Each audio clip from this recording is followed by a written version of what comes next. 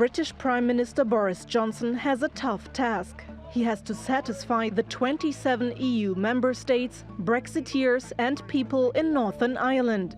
On the eve of a crucial EU summit, Brexit negotiations are hanging in the balance. Talks have been constructive, but there still remains a number of significant issues to resolve.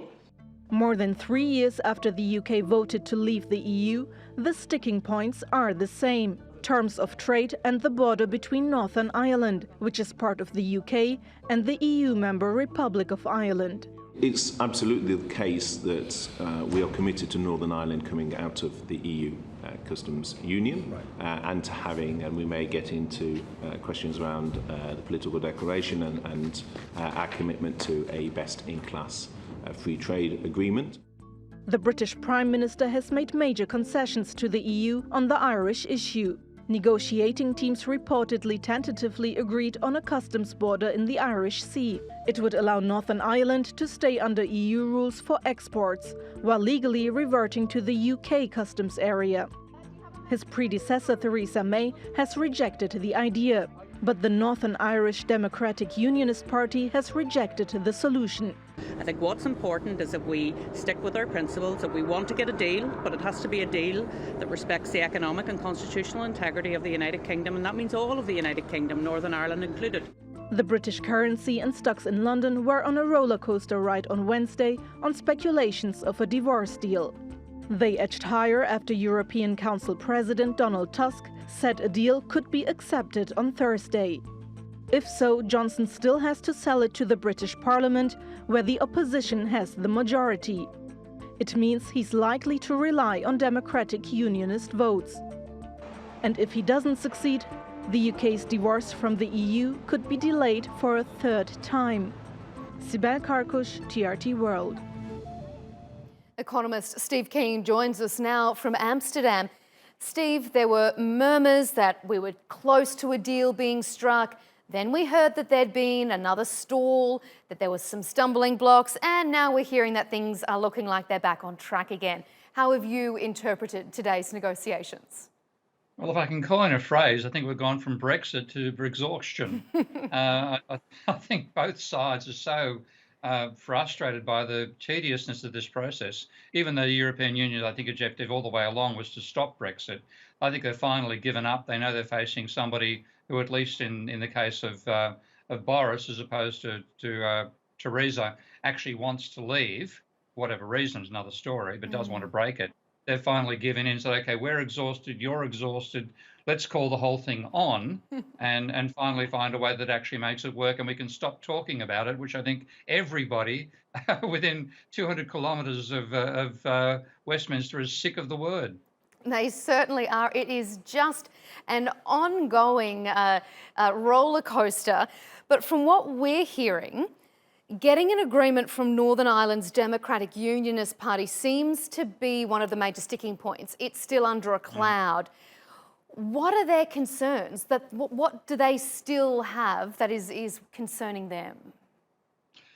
Well, the original plan, I think, was for a thick as opposed to a hard border between Northern and Southern Ireland was simply untenable.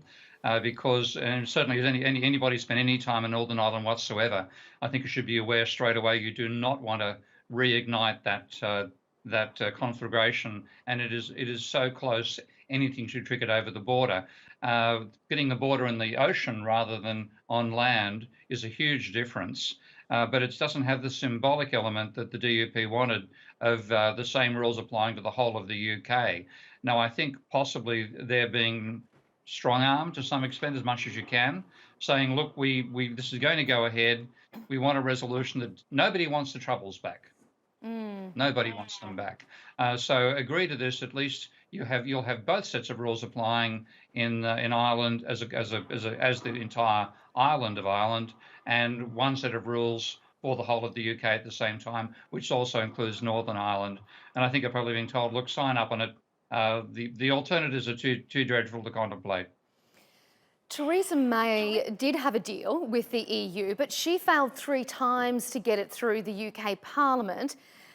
How is it looking for Boris Johnson? Do you think he is any closer to being able to get this through Parliament if we do get a deal by the end?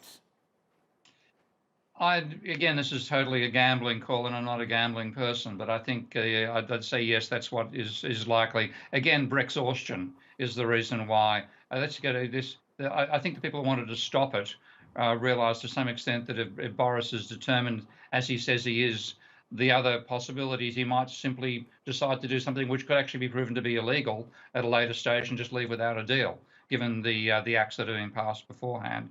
And just to avoid that, something which at least gets through the DUP, so the DUP votes in a bloc, supported by the majority of the Conservatives who are in favour of Brexit, the number of Labor Party who might also go the same way, and the Labor Party itself might want this removed so they can actually get down to talking about national industrial policies rather than Brexit as well. So I've got a feeling it will sneak through. To coin your phrase, Steve, Brexhaustion, how dangerous is it for not just the UK economy, maybe for the European economy, if they strike a deal purely because everyone is just sick to death of talking about it? I don't know. It's like asking me to discuss a plot in a Monty Python skit, and that's what it's felt like, frankly, for the last 3 years. I think it's the only way forward, because the whole reason this was called was the total miscalculation by the previous Conservative Prime Minister Cameron that he could quieten the Eurosceptic wing of his own party by calling a referendum which would lose.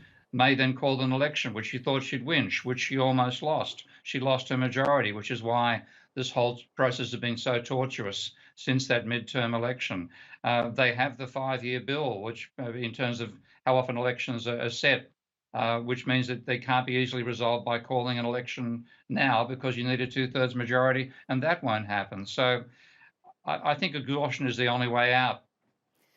There is still a lot to unpack as these negotiations continue. Steve Keen from Amsterdam, thank you once again for your time.